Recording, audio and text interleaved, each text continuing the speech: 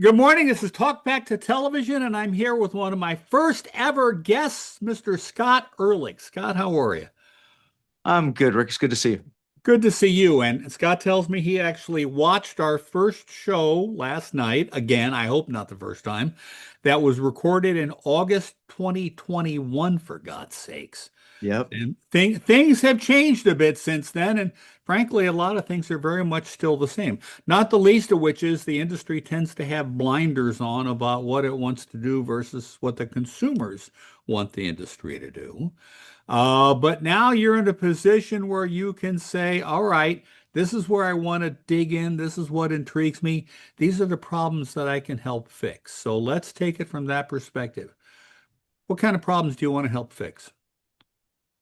Well, I think it's for me, it's a lot about what is interesting to me. Where do I find my curiosity gets really sparked?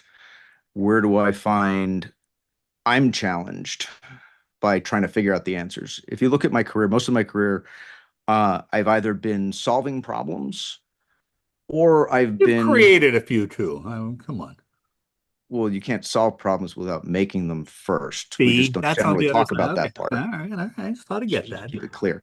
But but the other part of it is I've always been at this intersection of change in the media business. One of the things we talked about on that first show, or maybe it was another one, we've done this a couple times, is I did my first streaming event was a live broadcast in April of 1996. So So we are now 30 years past the first time I touched streaming. And when I touched it, it was very early. that was Streaming Real video had Networks, wasn't it, for you? they were the provider, but I was working at Fox. Okay. All right. And the challenge we had is we were launching a Sunday morning show. We launched it very, very quickly. We didn't have time to get a footprint together, so we didn't have enough reach of stations. And so we wanted to stream it, and only streaming audio existed back then. And to give you an idea of how long ago that was, and some of the audience will follow along with this, and some will be like Googling these letters. I had to put dual ISDN lines Yeah. into a series of historic houses around Washington because we didn't have a permanent studio because we stood up the show too quickly. So here I am, like telling people we're going to stream this thing, and everybody's like, "What are you even talking about?" Remember, in 1996, half the world still hadn't heard of the internet. I'd already had my Netscape moment, but streaming was like, "What do you mean? What are you talking about?" Yeah. And Yeah. then a year later, when streaming video launched, which was, if I remember right, February of '97, we were a launch partner. We actually we simulcast the cable channel on the internet in this like postage stamp thing that's like 6 frames an hour or whatever the hell it Yeah. was, right? I do remember all that. But dude, that was 30 years ago. Yeah, and to your point, by the way, I get an email from the CFO. You're destroying the value of the cable channel. Like, if this What post? postage Yeah. Man. stamp at 1 frame a second is destroying the value of the cable channel, there's probably a different conversation we need to have. Yeah. Yeah. Yeah. But, but it's always and so we very much that began a journey of, okay, how do I figure out how these things that are meant for this other platform that have economics and business models and contractual obligations around this other business model, how can this one start to have a business model? And that was years of doing stuff at Fox to bring streaming really to the forefront, to really set up the company for broadband and kind of manage through the narrowband internet, knowing that, hey, we're a television company. This isn't going to mean much to us until we can put the video, our core product, front and center. Yep. And then, as you know, I eventually went to Real Networks, where the challenge there was nobody's using streaming Yeah. because the ad market had crashed, the stock market had crashed, and so it was all about cost cutting, cost cutting, cost cutting, and people were unplugging streaming. And Real Networks, Rob Glazer was the CEO at the time, I think is still now, wanted to be in the subscription business. And I was living in Seattle, so we connected, and I thought, somebody needs to do this. I have nothing else to do. Let's go figure this out. And that worked really, really well. We had 1 million subscribers very quickly. We did deals with sports leagues. It was great. Then the next round was I was still living in Seattle, and I was looking at streaming. And once again, people were not doing anything valuable with streaming. I saw streaming as this very, very valuable platform, and it was cat videos and $20 webisodes. And that led to a partnership with John Chu and the Legion of Extraordinary Dancers, which became one of the internet's first original hits. I don't want to overstate it, but like it was a meaningful moment in the development of real content for the internet. In fact, Netflix used it as its first original in certain territories. Really? Yeah, we ultimately sold it to Paramount, and we gave them both a web series cut, so call it 12, 14 episodes in a season, and then we were giving them a feature cut of it as well, because back then there wasn't a lot of commercial streaming in a lot of countries, so they would release it as essentially a non-theatrical film. And that was the business model that we built in 2008, 2009 to bridge this world of like, we need to bring quality to streaming, but streaming can't really sustain it on its own. Where else can we pull dollars from and kind of create a cocktail to fund this content that really did, got a great audience? And we had a nice kind of 5-year run with it, doing the web series, doing live events, doing TV appearances. We did a big segment on the Oscars. It was very cool, but it was sort of a version of the same thing, which was, okay, this platform's almost ready, but it needs somebody to kind of put together a cocktail that makes it make economic sense to Sure. move it up the quality ladder so that it can build to the next level. And then it was trying to figure out how to repackage digital content for television. We built a cable channel. We sold it in foreign markets that was really just built on content that we curated from the internet, primarily YouTube. We'd license it directly from the creators. We'd run it kind of like it was basically a top 40 radio station. Yep. Right. You have your A's, your B's, and all that kind of stuff. And then when I got to Sinclair, it was a lot about, okay, what's the next act for broadcast? And as I sort of look forward and say, okay, now I'm closing that chapter and sort of moving on to the next, that's the similar kind of opportunities that I'm looking at and looking for are, okay, where is this kind of convergence? Now, I don't think you can talk about anything nowadays without talking about AI. And that had been my focus for the last 3 or 4 years, and remains something that I'm really, really, really engaged by. Okay. And how it's going to affect all parts of the media ecosystem, and spending a lot of time meeting with people that are attacking different parts of that, understanding kind of where they're coming from, what's missing in the market. But ultimately, a lot of content rides on discovery. And I think we did actually talk about that 21 broadcast. And discovery is really, really hard, but it also shifts where it is. Discovery on the internet has been happening through some version of search, whether it's the search button on YouTube or Google itself, but it's some version of search, some version of passive personalization, right? Birds of a feather, other people who watch this, cool, but not super efficient.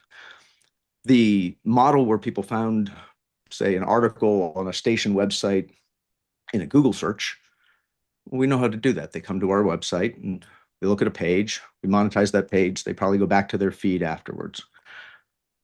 But if they get that information through a search engine that is now an AI search engine, there really isn't an economic model for that. Right. And I think that is going to be an interesting thing for somebody to figure out. Maybe that's a direction I look at, but certainly how AI intersects with what we do in media creation and licensing, that's pretty interesting. The thing that I worry about is the core, frankly, of an awful lot of television comes down to, and I've spent a lot of time over there, the old network model, okay? That NBC Universal Studios makes content that is primarily paid for by the NBC mothership station. And, that chops down and chops down, and then there are hybrid models, but broadcast is very much, television content is very much dependent on what we call the broadcast model. And how are we going to get around that? Is there a way around that? Or are we always going to have a CBS, an ABC, and an NBC, and a Fox as the core of all this stuff?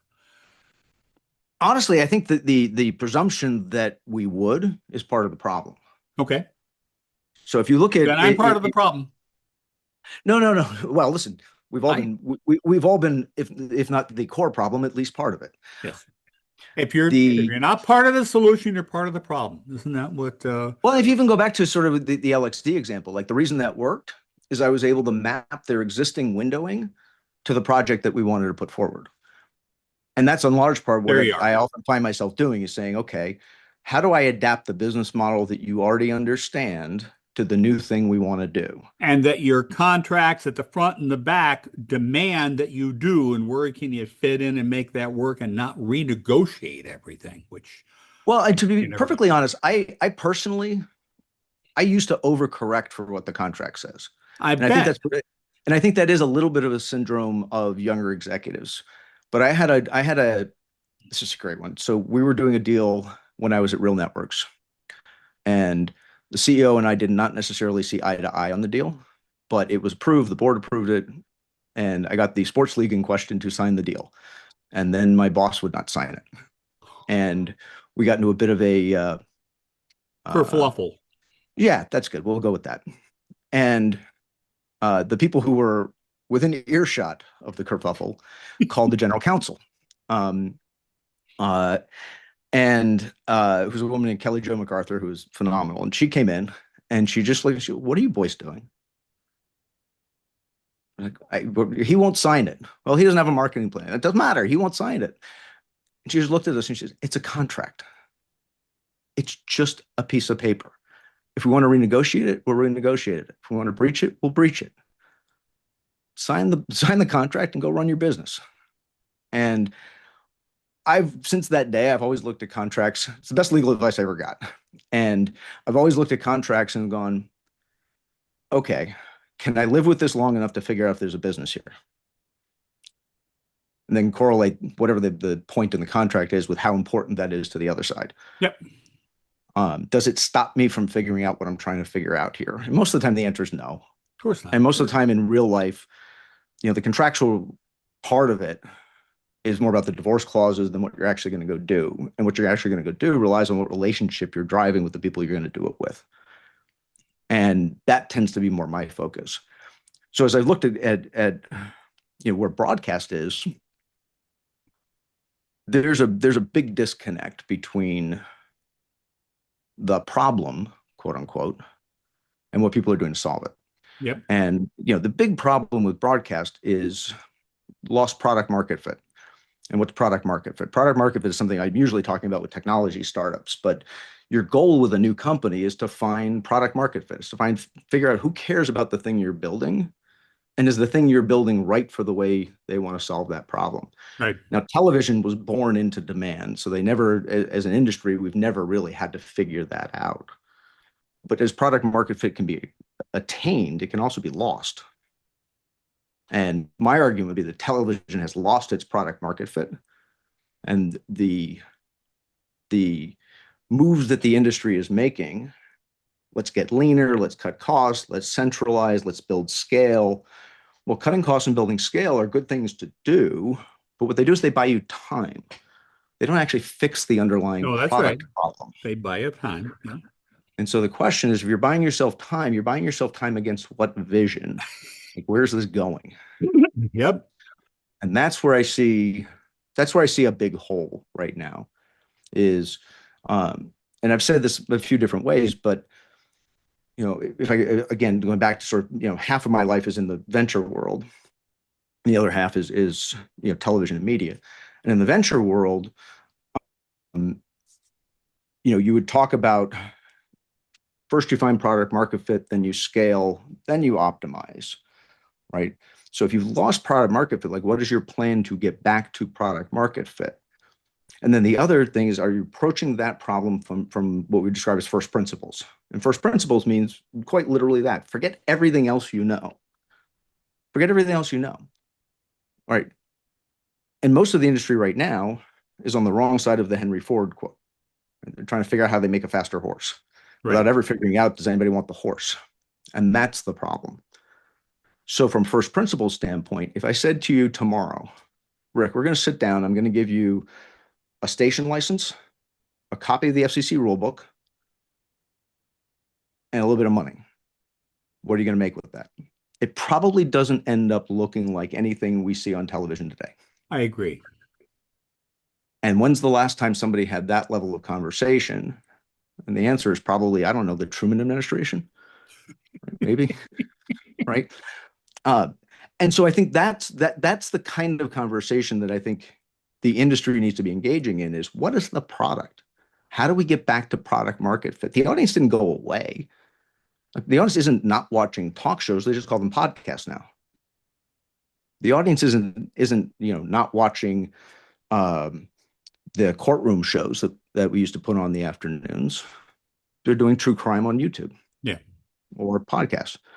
So the audience hasn't, it's not like the audience just evaporated, but when the broadcast industry lost their product market fit, they started to find it elsewhere. And then these other companies have found product market fit. And Netflix, I would argue, actually is at a really interesting point because they had product market fit and they still have it for a big segment of their audience. I would be the last person to criticize Netflix's execution. It's been really good, right? Oh yeah. But you see them now casting about a little bit. They're bringing on those podcasts. Why? So they have a daytime offering, so they have a passive viewing offering. They're getting into sports. Why? So that they have a crown jewel, a bit of acquisition content, a driver, however you want to think about it. But they're starting to sort of replicate a lot of those things. The engagement report that just came out, some of them are working, some of them aren't working. None of them have really taken off, but you can see them starting to build into the holes that have developed in sort of the legacy platforms. I don't know if Well, that makes sense. the thing that Netflix can do, I've always argued that back in a lot of friends over at Comcast and in that side of the world, okay? At the end of the day, the monthly subscription at $100 a month times 20 million people pays the fucking mortgage. Excuse my French, Yep. okay? And it is on top of that that they then have the freedom to go, let's go here, let's go here, let's try that, let's try. They have the freedom to make a mistake. They may not be as creative or willing to make mistakes as other people, but they have that freedom. I think Netflix has the same thing going for them. A solid core that, for all intents and purposes, ain't going anywhere anytime soon. May not be Yeah. growing as much as the investors would like, but it is there. So I don't see a problem with them saying, okay, let's take a look at this. Let's take a look at that. And if it works, the fact of the matter is their cost base can be almost zero when they're adding new content. I mean, they don't have to pay a whole lot extra to push it out there. It's there. Well, you see them doing a lot more non-exclusive stuff than they used to, right? Like Sure. exclusivity used to be a big bar for them, and now it's more about okay, we want to experiment. And by the way, I'm being complimentary. Like I love that they're experimenting with all these different things. But from the broadcast industry perspective, that should be super threatening. Yeah. And That should be I super threatening. completely agree with you on that. But that is in fact Netflix going, okay, we're not going to take for granted the product market fit we've been enjoying. We're gonna look forward and figure out where the I'll bring Rob's phrase back, like where's the puck going to? Yeah. Yeah. Yeah. And uh and it's clear, like it's very clear that that's what they're doing. That's what Prime is doing. Prime is also trying to be a super aggregator. Got it. And I'm sort of surprised Netflix doesn't take that position as well. And I know in some countries they do kind of resell Peacock or versions of that. Um, but I've always thought Netflix was in a better position to displace a cable operator than to displace HBO. Yeah. Yeah. Yeah. Yeah. Yeah. All right. So, how do people get in touch with you if they want to find out what's inside your head, which is a lot more than we just saw? I guess hit me up on LinkedIn. That's probably just as easy. Or um, I've toyed with posting a bit more. We'll see if there's things people want to hear me say, which I don't know if there are, but if there are, We'll find out. that's probably I what they'll mean, manifest. we're doing this here, so we'll find out. All right, buddy. Well, listen, thank you for your time. I really Anytime. appreciate it. And we will keep talking. I'm pretty sure we're going to do this one again. Bye bye. Love to. Love to. Look forward to it. Thanks.